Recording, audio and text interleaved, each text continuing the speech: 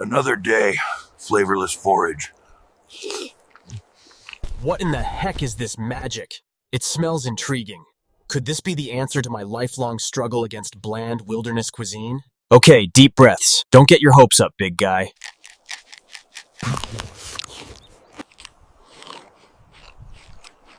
Finally, a meal fit for a famished Bigfoot. Thank you, Alpine Touch. My Rocky Mountain adventures just got a whole lot tastier.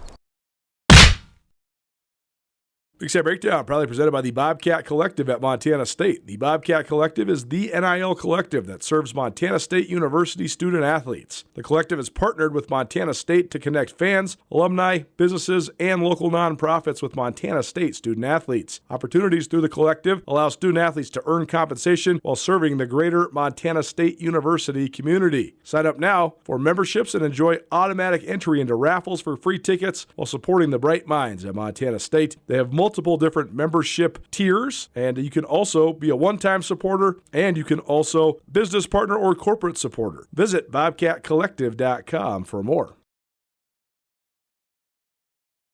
All right, exciting week in front of us.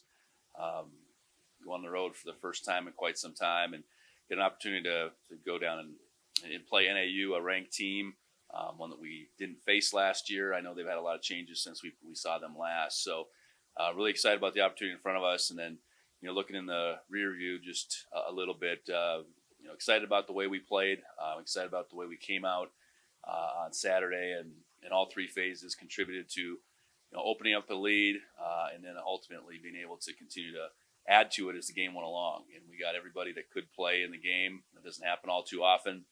So valuable experience for a lot of guys. And it just felt we handled our preparation, through the week really well, and then that played out on the field on Saturday. And our guys got to understand that's the way this works. Each week's its own. Preparation is the key to being able to execute on Saturdays, and being able to play football that complements one another as far as offense and defense, probably in particular, is our recipe. And we did that early and often, and then special teams certainly made an impact. The fake field goal, Colby's punt to the one that allowed us to really get the opportunity before the half to score again. A few things to clean up. Certainly, we had a field goal blocked. We missed 2 extra points. We can't have that, so we'll work hard to make sure that doesn't happen again. But by and large, feel really good about the way things turned out on Saturday. So looking forward to NAU. Got a lot of respect for what Coach Wright has done there in a short time, taking them to the playoffs in year 1 last year. They know what they want to do, and they know how to do it. That shows up on film. I know they have the most experienced quarterback in the league in Ty Pennington, and he certainly drives the train for them. And looking at their season thus far, they found ways to win. They've been in some close games. Certainly the come from behind win against Southern Utah was big, and I think they competed well at ASU, and so all the way through, I think they're a team over the last couple of years that's learned how to win, and that's credit goes to Coach Wright and his staff, and then a bunch of good players at the same time. And I know they'll pose problems for us on both sides of the ball, so important that we prepare well and get on a plane on Friday with the intent to win, but the intent to play well first and foremost. That's what it's going to take.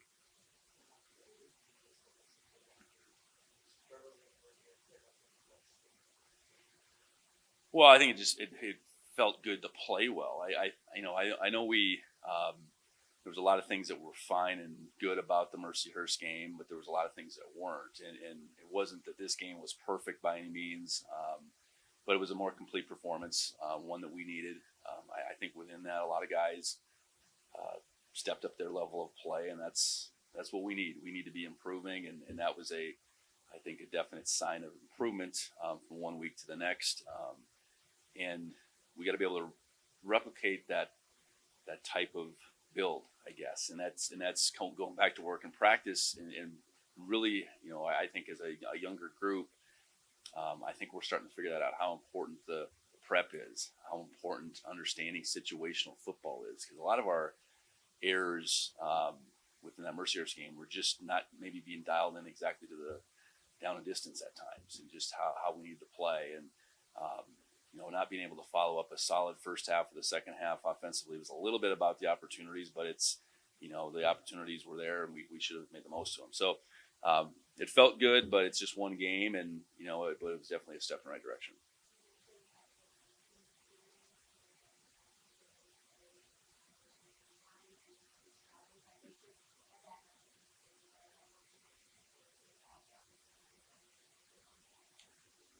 Well, that's the group that's going to set the tone for us each and every week. I think we've grown that group. This is the first game where that second wave of guys played as much as the first wave. I think the second wave of guys are continuing to come into their own, because that's ultimately what it takes for us to be as successful as possible. Is we have 8 guys that we can continue to throw out there, and we need to be able to limit the run game first and foremost with them, and then we got to be able to get after the passer. And he poses a lot of challenges because he can throw it well. He's very very good decision maker, and then he runs it well enough to be a real threat there. So for that group, it's really about whatever 4 guys out there just doing their job, and being able to do it at a high level. And that's where the depth piece comes into play, where if we can throw out a fresh bunch out there time after time after time, I like our chances. And it's really about the O-line and the D-line matching up more than as a quarterback, but ultimately our D-line's ability to affect a quarterback is the bottom line. So I think it's on the cheetah package with like kind of maybe spreading it out a little bit more than in the past, or was that with a reaction to kind of their flight splits? Their splits would dictate our width to some degree. I don't think we're much different. Maybe situationally, maybe a matchup here and there, but I don't think we've changed that. Eastern Washington would use some wider splits than most, not all the time, but enough. So maybe that's the way it appeared to make it out. Justin mentioned a really good week of practice being probably the best of the season. Did you feel kind of similarly about that? Yeah. I think we, in particular, the most important days, Tuesday and Wednesday, were really good work days. And good work days, good attention to detail. And the attention to detail isn't always just hey, we got all the schemes dialed in necessarily, but it's what does our speed look like? What does our pad level look like? What does our leverage look like? All those things. I know for him, it was as sharp as he's been for sure. And then we followed it up with, I think, a Thursday practice where, what you want to see on Thursday is just a crispness. We're, not having to feel like you need to repeat anything. Ball's not hitting the ground, all that kind of stuff on offense, and defensively, the ball's certainly not getting behind us. So I think that was, and so again, I think our guys are figuring out the formula, and it's about the work done Monday to Friday, and we need to be able to not only replicate that, but continue to allow that to, get better as we go through each one of these weeks.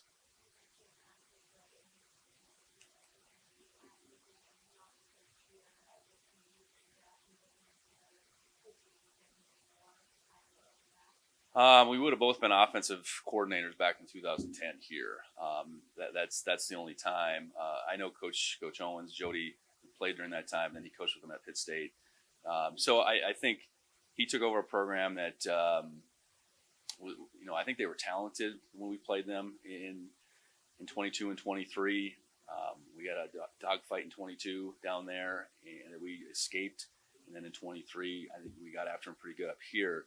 But you felt like they were talented. In any given week, they could do something. And so what he's obviously brought is a level of consistency that they just didn't have those first couple of years that we played them and I was in the league, I guess. And that's a credit to him. It's a credit to, I think him having a head coaching philosophy. I know he's very involved in the offensive side and has a plan and being able to bring quarterback in particular with him, I'm sure made that transition, a little more seamless than it might have been otherwise. But they had good players. I think they have a program that's invested, in wanting to be successful. So, seems like the right man for the job, and he's done a good job in his first couple of years.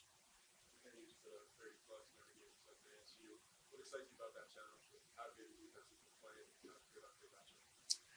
Yeah, this is rubber meets the road here a little bit. I know what they do is a balanced attack. They want to basically take what the defense will give you. And that's, for us, it's not allowing the big play. It's being able to get off blocks and knock the run down and challenge the ball in the air. So, I think it's a big challenge for our guys. And it's not that the last few weeks haven't been in their own right, but, as far as just their level of success, to your point, the experienced quarterback piece, this will be a significant test for us. And I think I think we've built ourselves up to be able to be prepared for that. And I think our guys certainly recognize what this team is capable of, and have a great deal of respect for them. And, hopefully that brings out the best in us. Well, I think very disruptive, very aggressive at times, but at the same time coordinated. It isn't like they're just throwing things against the wall. They move around plenty.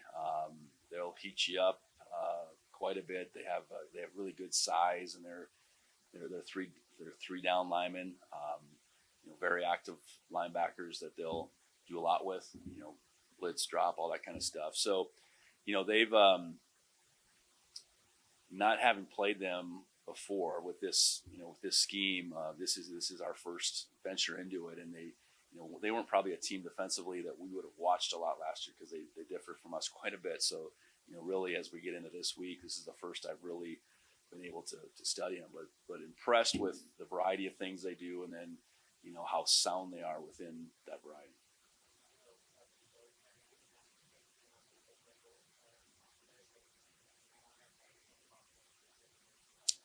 Yeah. To have a couple guys in Troy and Brody, make it all the way to the finalist side of it, and be able to get down to Vegas is something else. And whether Kenny will get that far or not, I don't know. But Kenny's a good student. He's got his undergrad degree. He's going after a graduate degree.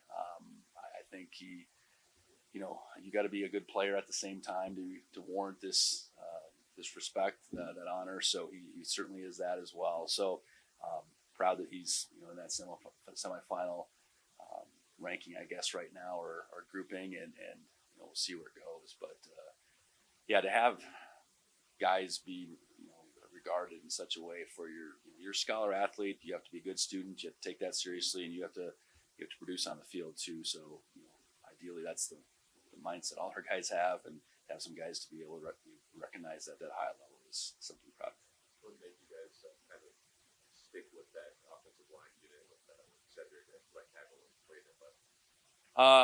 Going through the week and coming out of the previous week, it wasn't the intention to maybe roll as much as we did. I think the rolling was just to say, here's what we could do potentially.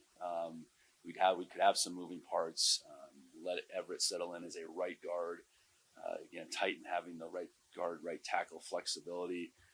Cedric could potentially swing, but be able to settle in on one group. So being able to set on one group is ideally about getting the best out there in our best performance.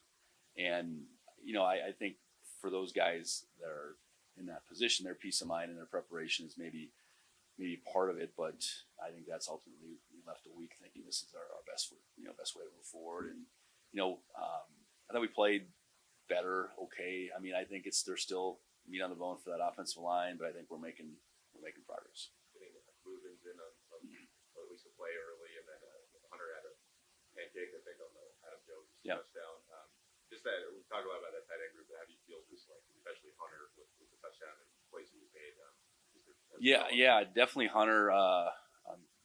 He shined. The couple blocks. I know which one you're talking about. That's out in space for everybody to see. And then he ran away from their defenders on that touchdown. So he's a guy that's third year. I think has flashed from time to time. But what we need out of him is a consistent level of play. And that game to me was that. That was the step in direction that he needed to take. Getting Lubens out there a little bit. I know he's got some dynamic ability. Young player, second year, all that. So, he's a guy at the very least that needs to show up on special teams, and we'll see what that means for him offensively. But I know he's got some ability, and time will tell as far as how much he gets out there. But important group for us to have success in all pieces to the offense for sure. And then they certainly is a group that needs to contribute on special teams too.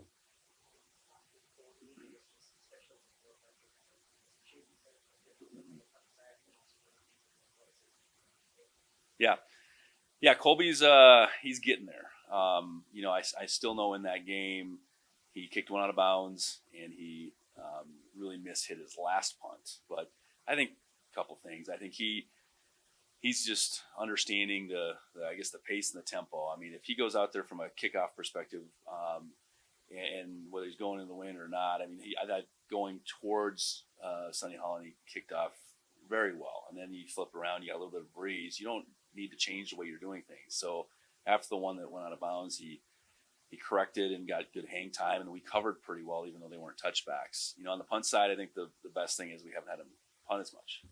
I think the first 2 weeks and how much he had to punt was problematic onto itself. So still trying to find a level of consistency. His ability to put that ball at the one, though, that was significant. He hadn't really done that yet. And while it's a good play by Dane, the play is really Colby getting that ball up in the air and allowing Dane to get down there and putting it where he did, because then that put them in a real tough spot on offense and allowed us to get the ball back. And then his athleticism is certainly there. As far as just all-around athletes on our whole team, he would be up there. He was a four-sport guy in high school that was really good at everything. And, I'm sure he could have done some other things from a college perspective. And we're just happy he's here and, so excited about what he's going to continue to become. Join Town Pump's Pump It Up Rewards Plus program and never pay full price for fuel again. Save 5 cents on every gallon every day at any Town Pump across Montana. Plus, earn and redeem points on your favorite in-store items to get free stuff with our clubs. Stop in and pick up a rewards card. Download the Pump It Up Rewards Plus app today. Or visit townpump.com/rewards to register and start saving. Right down the road. Pump it up. Oh, yeah. Meeting her stopped your world. The ring you give her should stop her heart. Tina, will you marry me? Not again! Don't worry, I'm gonna fix this. Because we want to be your jeweler on our beautiful diamond! Clear! Come back to me, Tina! Are you okay?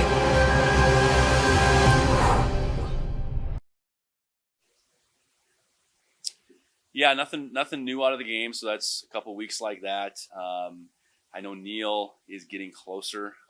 So what that means for him this week, it's probably wait and see at best. I know for sure we'll get him back next week. So this week is a little bit of a transition for him. Taki's working hard to get back. So where he's in that 2-week range. And so his 2-week range, he's a little bit out there, but I know Neil now is within the 2-week range. Different injuries completely. So, those two right now are the two that we're working without. But otherwise, really pretty healthy as a football team. Anything else you learned about just the missed kicks in that game and then just be able to correct it? Yeah, the first one is maybe a little bit of penetration and a lower kick because we're a little further out and the guy getting his hand up where he needed to. And the extra points they were back-to-back misses and very similar where I don't know, the first one Miles rushed a little bit and pulled it and then you get thinking about it a little too much, and then the next one he really pulled. So, it was good that we got him a couple more opportunities because then he was on the money after that. As a kicker, you start thinking about too much. And I know a block kick, I think certainly affects a kicker, and how you think you need to be faster or whatever. And I think that maybe had a little bit of effect, but for how consistent he's been, he hasn't maybe had a day quite like that going back to Utah Tech, which was the second game I think he would have kicked. So, imagine he's going to get back on track, and that's the charge, and we get a lot of confidence in him.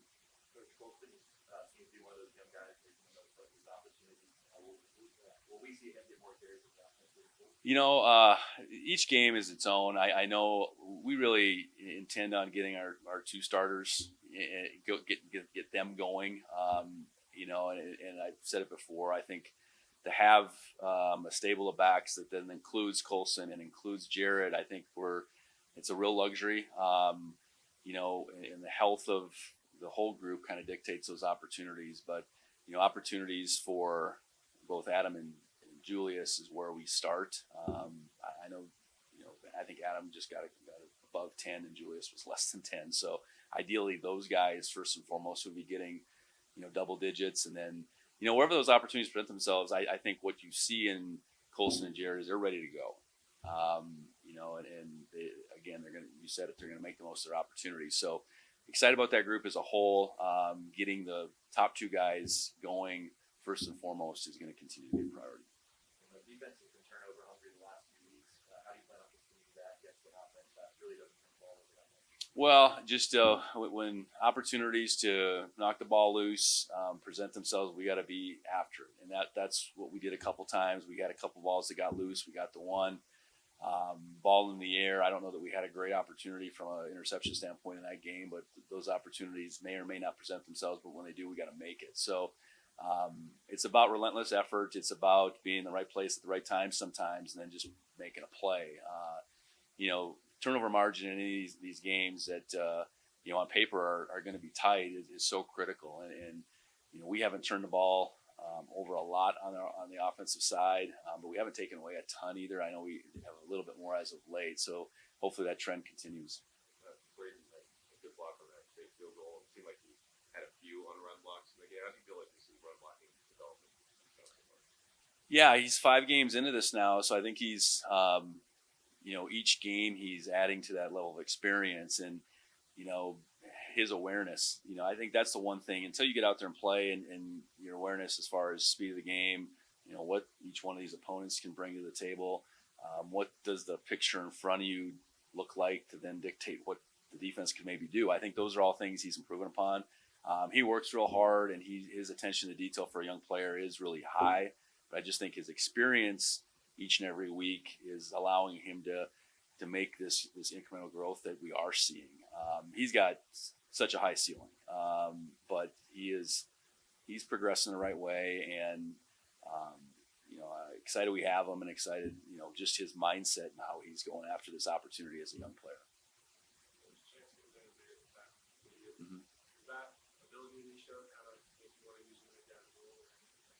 Well, I think we certainly know that he's got speed that it probably separates him from a lot of guys on the offense, especially once he gets up and goes. So I think it's always out there. I think what Coach Turbick and the offensive staff, I really appreciate his attitude. He's stayed in the fight, and there's another guy getting out there and limited opportunities. That's the first he'd play, and then he makes a play, and that's really what you want to see, guys that appreciate being part of this.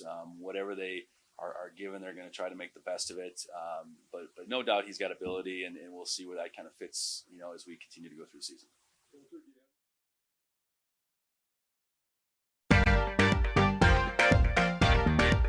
There's always a party in Montana, whether you're going to a wedding, a football game, a concert. Montana Party Bus can get you there safe and will take you anywhere in Montana. You can relax with friends in style, luxury, and safety. Plus, are Montana-based for local and regional travel within Montana borders. Montana Party Bus is great for both large and small groups with a capacity of up to 30 guests. If you want to elevate your event, call them anytime, 406-200-8096. You can also visit mtpartybus.com. Travel anywhere in Montana in style with the Montana Party Bus.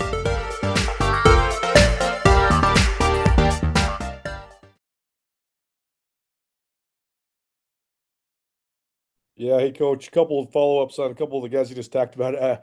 With Colby being such a good all-around athlete, I'm sure he probably wants to play something besides punter. Will you entertain any sort of thoughts like that? If we can get him running on some fakes here and there, I think that's as far as we want to go with that. But yeah, that's where whether he was a really good safety in college and high school, and that could, I think, translate his athleticism. But he's got enough on his plate right now, I think. On Province's touchdown, he looked so fast. Obviously, you guys probably knew he was that fast. But what did you think of just him sort of showing his speed, and how much can that sort of help you change a game when you have a tight end that can run like that? Yeah, I think we've known that. I remember correctly, I think that's the first time in a game he's kind of got loose like that. But yeah, he's got a different ability for a big guy, and he's the biggest of our tight ends at the same time. So it's my hope for him is he continues to see what he can do. Sometimes guys don't maybe recognize how good they can be. And for Hunter, I think again, a guy with a high ceiling, we need that.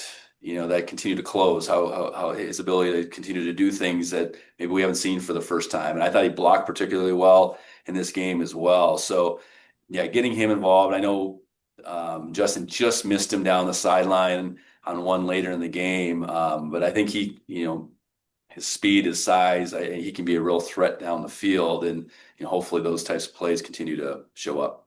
Seems like you have quite a few guys that are emerging as playmakers on the perimeter, Province included. But guys like Chris Long, I thought looked really good on Saturday. Dane Steele has looked really good too. So having just a diversity of weapons, how much can that just cater to your offensive production? Yeah, it needs to. Obviously there's guys within the offense that we're going to maybe make more attempts to get the ball to, I suppose, game plan some things for. But ultimately, when you have athleticism all over the place, then we don't have to dictate where the ball goes so much as just let it go where it's supposed to based on the defense. I think that's probably the biggest thing, and have some guys that can be interchangeable in some roles. I know getting Chris going is really important for our offense. I know he caught those couple balls in that first drive where he made some guys miss, and I think he showed a little bit of what he's capable of. You mentioned Dane. I think Dane's done a really good job with the ball finding him, I suppose, time and time again. But then him really making some key plays. His catch on that first third down, it wasn't an easy play. It wasn't an easy throw for Justin, but that was a big little play in the game just to get us going and for us to stay on the field early. So yeah, and Trimble hasn't done a lot yet, but I know he's a guy that's capable of being in the mix. And Ryan King had a long pass. I think he's more than capable. And we talked about Luvens a little bit. Luvens Valson is that type of guy. So yeah, the more guys that we have that are capable of making plays, I think easier job for Justin just to distribute it and let those guys go do what they can do. We've talked a lot about your defensive talent and depth too, but those guys are playing so sound, it seems like right now too. Where does that come from, and how much does being fundamentally sound in the scope of your defense affect the performance? Yeah, I think that's how we want them to look. That's how we want to coach them up. I think the Oregon game certainly there was some things that got exposed as far as our tackling, our leverage against a phenomenal team. And I think, good or bad, right or wrong, I think we learned quite a bit that day. And, I think we've really taken that to heart. We've really tackled well. We've pursued fairly well. We've been in the right place. The ball hasn't really gotten behind us a whole lot. And those have to all be hallmarks of our defense. 11 guys out there doing their job. No one guy, more important than any other, honestly. And I think they really bought into that. And the more you get more guys you play, I think it feeds to that. And I think we're getting there as far as being able to play more and more guys. So I'm excited about how we've played, and this will be a big test in front of us. But I think, the discipline that we preach, I think each and every week has played out a little bit more on the field. And that's a sign of a defense that's starting to believe more and more in itself, and at the same time, not taking any shortcuts in its preparation. You mentioned Northern Arizona just finding ways to win and also learning how to win under Coach Wright. It seems like having a veteran quarterback that he had experience winning with before he even got to Northern Arizona, it seems like that really goes hand in hand with sort of that belief. So in your perspective, how much can coach quarterback continuity help you just in terms of finding ways to win and getting over the top in big games? Yeah, it's a great place to start. I know that, and so you add that to I think the talent that was there, and they've brought in a lot of players at the same time. It's a really good recipe for being able to take over a program when you got a guy that how he operates, vice versa from the coach quarterback relationship, and I don't know Ty at all, but my guess that he's a heck of a teammate.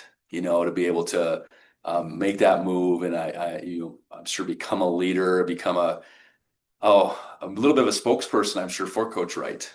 How big that piece is when your quarterback in the locker room and away from the facility is a guy that's preaching the same thing as the coach. I think that probably had a lot to do with success last year, and continuing to make the transition, and just the level of confidence and belief when you have a good quarterback play on any team at any level is a place where a lot of people would start, and they have that. I know he was down for a little bit last year, and that they had their most struggles during that stretch. So I think it's a credit to who he is as a player. But my guess is he's an excellent teammate, excellent leader, and that's been a big deal for Coach Wright in these first couple of years.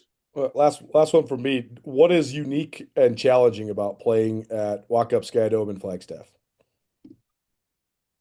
Yeah, I don't know. That's a good question. It's all these smaller domes at the FCS level, be it Pocatello, Moscow, Vermilion, Grand Forks.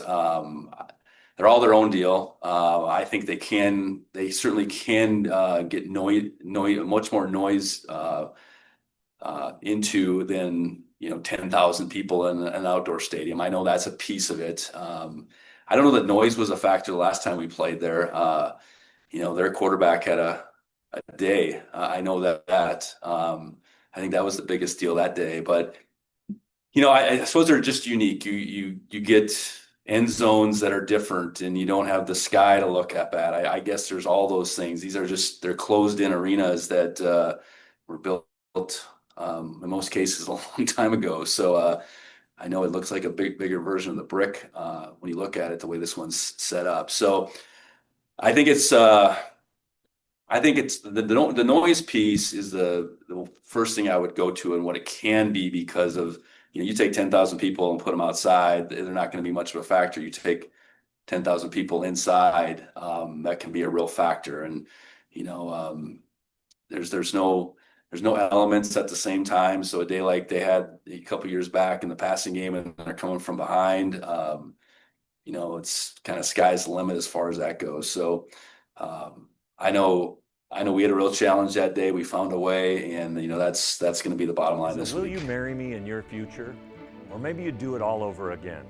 Hi, I'm Brian Toon with Jewelry Design Center, inviting you to come see the largest selection of Will You Marry Me in the state of Montana. The brightest diamonds of every shape and size, unique settings built to last, and skilled jewelers on site offering free sizing and maintenance for life, because that's how long we want to be your jeweler. Jewelry Design Center in Missoula, on Brooks, across from the Montana Club.